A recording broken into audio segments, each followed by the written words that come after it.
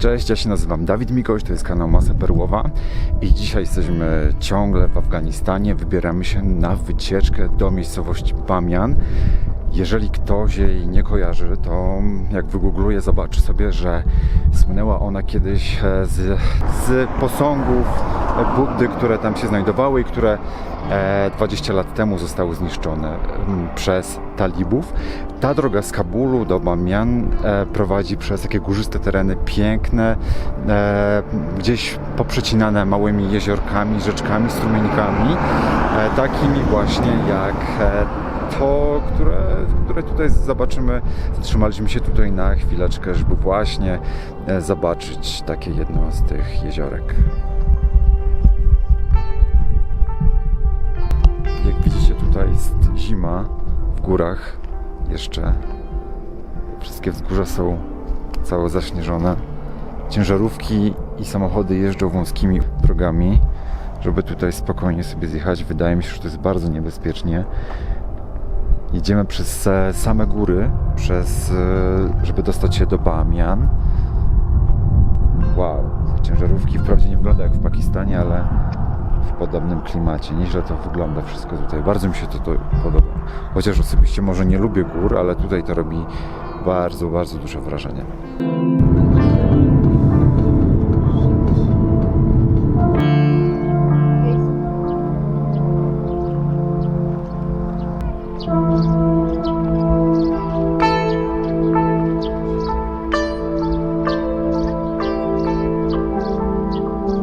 Mamy tutaj źródełko ciepłej wody. Bardzo ładne kolory. Zaraz przy głównej trasie, która prowadzi z Bamian do Kabulu.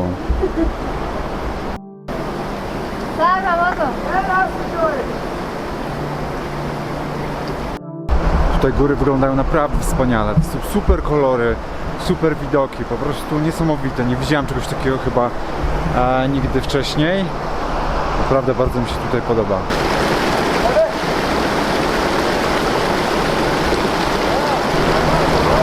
Najciekawsze jest to, że te źródełka po prostu są ciepłe, ale później kiedy woda już wpada z tego źródełka w potok górski, to po prostu robi się lodowata.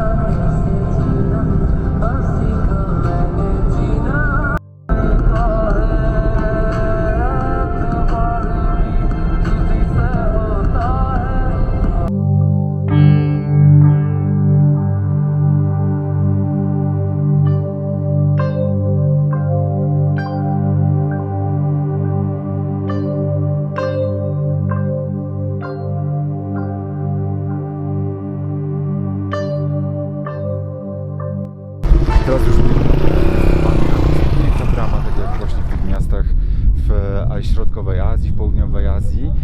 Tutaj widać nawet takie symbole, takie jak posągi tego Buddy, które tu były. Mówię, tutaj jest piękna brama, tutaj są właśnie te posągi po jednej i po drugiej stronie. Właśnie talib sobie ze mną chciał tutaj zrobić zdjęcie. Jak widać, dla nich to też jest spora atrakcja, to co ja tutaj robię. No i poprosił, żeby wydrukować, jak będziemy wracać, żeby oddać. Let's show him his photo, then we'll... A, okej.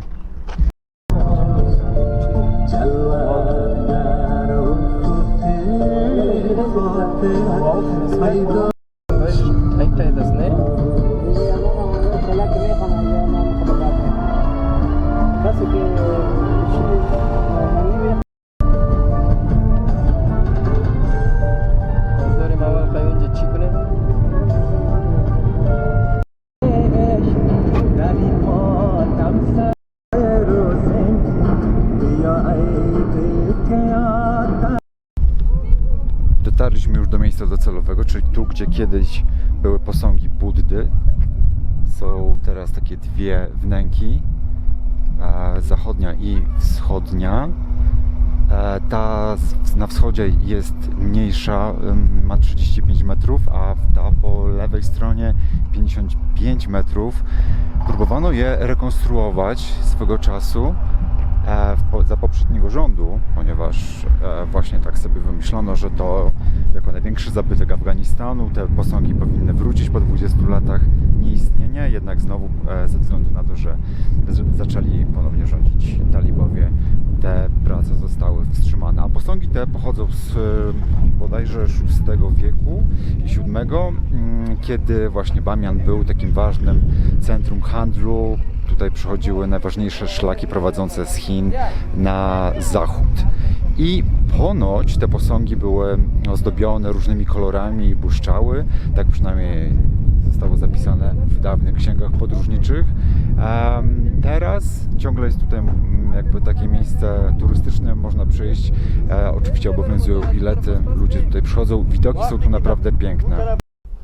I tu mamy tę większą wnękę. Tutaj tylko chyba postawiono jakieś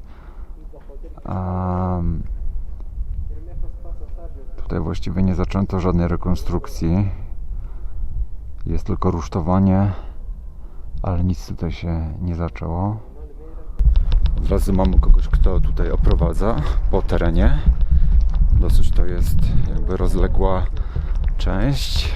Te wnęki są wyryte w skałach, gdzie też znajdują się takie małe wejścia, gdzie po prostu kiedyś mieszkali ludzie i też, nie wiem czy tutaj akurat, chyba nie, ale w innych miejscach, w takich skałach do dzisiaj widać, że mieszkają ludzie, bo są jakieś rozwinięte ciuchy się suszą, albo jakieś koce, więc to jest do dzisiaj taka praktyka, która tutaj ma miejsce.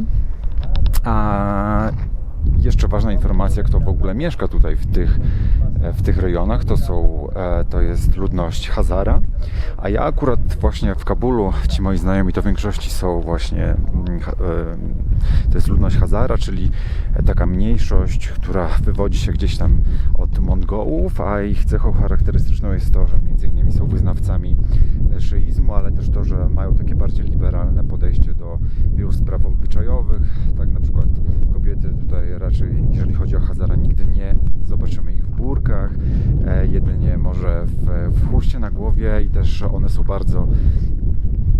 bardzo, no nie są takie konserwatywne w sensie takim, że na przykład nie mają problemu w kontaktach z facetami, podają rękę.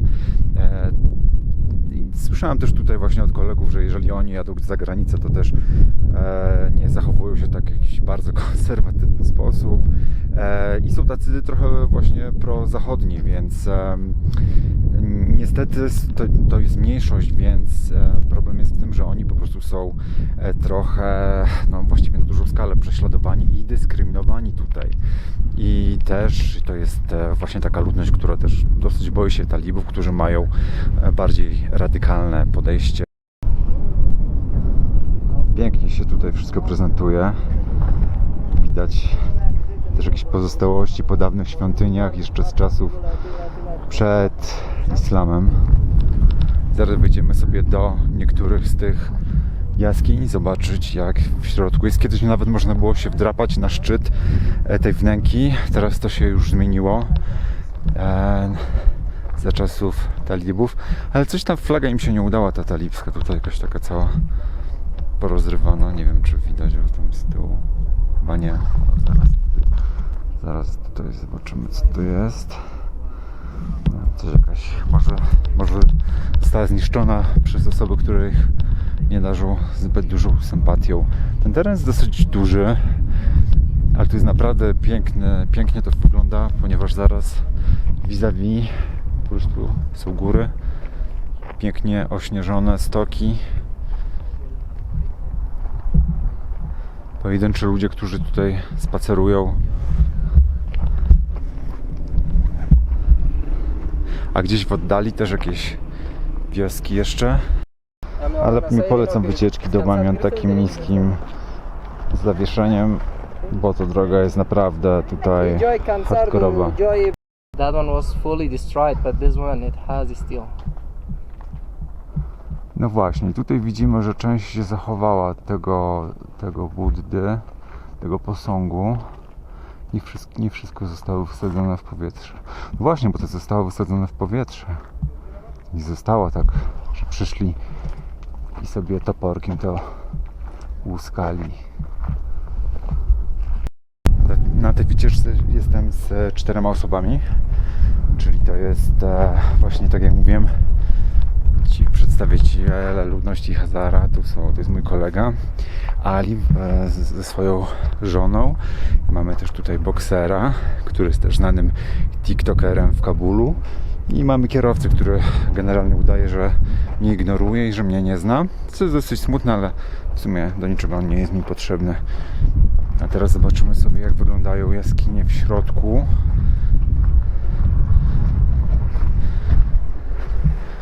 Czy one są bardzo głębokie?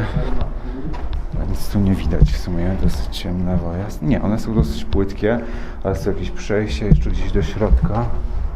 Nie wiem, czy tam ktoś w ogóle mógł wchodzić. Dosyć tam jest tak wąziutko.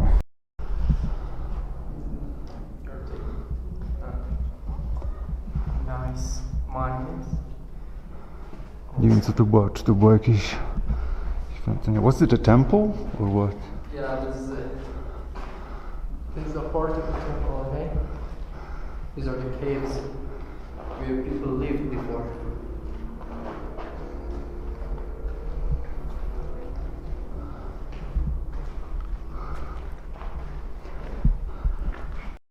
A więc w tej drugiej niższe są schody na górę. Można wejść na sam prawie szczyt. Tutaj widać jakieś pozostałości po jakichś grafikach.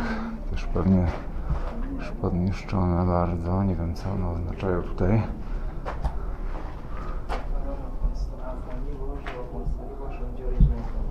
Dużo jest tu małych jaskiń.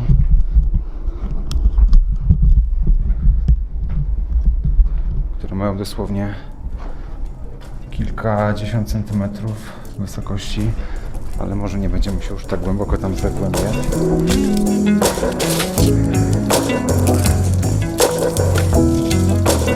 Going down. Look at these people.